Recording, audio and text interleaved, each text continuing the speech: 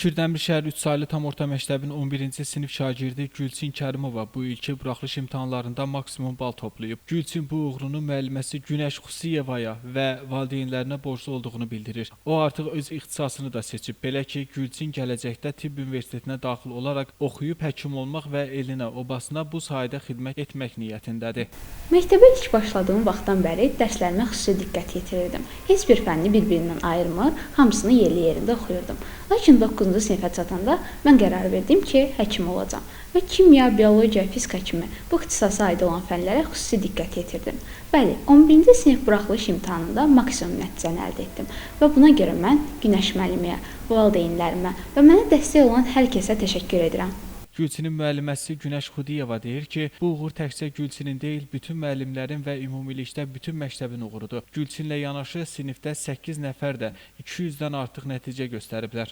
Öncəliklə bu gözəl nəticəyə görə şagirdim Gülçini ürəkdən təbrik edirəm.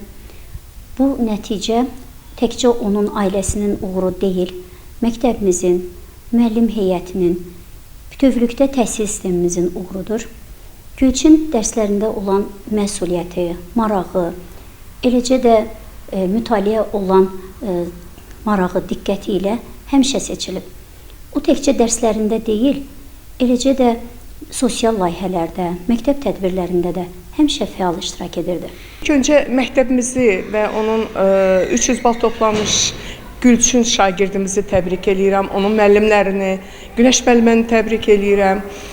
Ümumiyyətlə 3 saylı məktəb öz təhsil ənənələri ilə fərqlənən bir məktəbdir. Təhsil uğurlarımız həmişə bol olub.